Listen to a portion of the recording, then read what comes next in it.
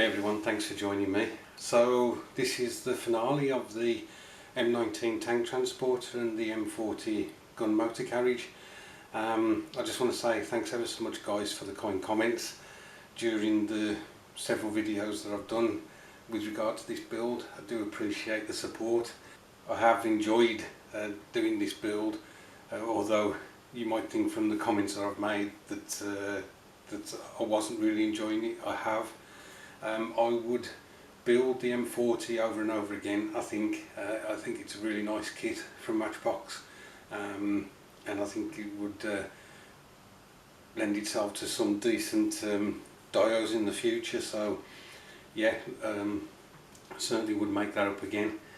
The tank transporter, I think I would like to build this one again, and I would add something different to the back, and I'll explain why when we have a look at the finished kit. Anyway, I'll get that and we'll have a look at it together. Right, so here it is guys, all the different elements brought together for this final result. I'm really happy how this has turned out. I think, as I say, all the different parts of it, the tank transporter itself, the M40 and the base, it's just all coming to one really nice build. There are some elements, as you know, that I wasn't too happy with. For instance, the dusting on the actual truck. I think, looking at it, I would have been better adding something smaller to the back on the trailer. I think the M40 is kind of, it's hidden the trailer almost, so you can't see any detail of that. I think I would have been better either doing the M7 Priest that Matchbox did, or a Chaffee. I think they would have shown the trailer off a bit more. The figures are in a weird pose. This one's Charlie, by the way, and this one's Jeff. I think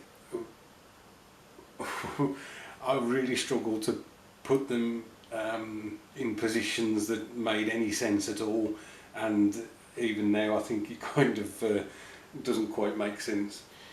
But if we can imagine that perhaps something's gone wrong, and they basically decided to have a sit down at the cab because it's a nice day to discuss how they're going to get around it or something. Perhaps the trailer at the front has bogged down, or I don't know. But yeah, it was, once I'd opened the doors, and I thought this was the driver, because the steering wheel should be on this side, but for some reason Matchbox put it on the wrong side.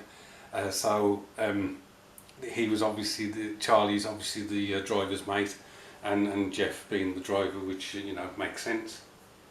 But once I'd opened the doors, and these poses didn't make quite as much sense, and again, this one's supposed to be stepping in to the driver's side, but the step, you know, from the I don't know what you call it, the foot plate or whatever, up into the cab was too high anyway, so I don't really understand how he was ever going to work in that position. So as I say, they've sat down to discuss something, and Jeff's just messing about, walking around on things on the cargo area at the back. One final weathering bit I did to the M40 was to add this mud to the running gear. It kind of works. I mean, it's a bit bright, if I'm honest, and it was even brighter. I've had to put Rykel Flesh Shade wash over it because it was almost orange, but I've toned it down a bit. But anyway, that's it. It's complete. I've actually managed to finish a build for the big group build this year, as opposed to last year where I didn't complete the project I was doing. I want to thank Jeff again for running this. I really do appreciate it, mate. It makes me build stuff that I wouldn't normally build. This is the first time I think I've mentioned that I've actually built this kit from Matchbox. It wouldn't have interested me as a kid, so that's another first. I hope your weekends are going well. We've got the rest of Sunday, so I'm hoping to crack on with another build. I don't know which one to do next. There's a 1/72 scale kit that's calling to me, which I've started, but there's also a 1/35 Tiger that I was supposed to do some time ago that I'd started and haven't completed, so I don't know. Thanks for watching, stay safe, and I'll catch up with you soon.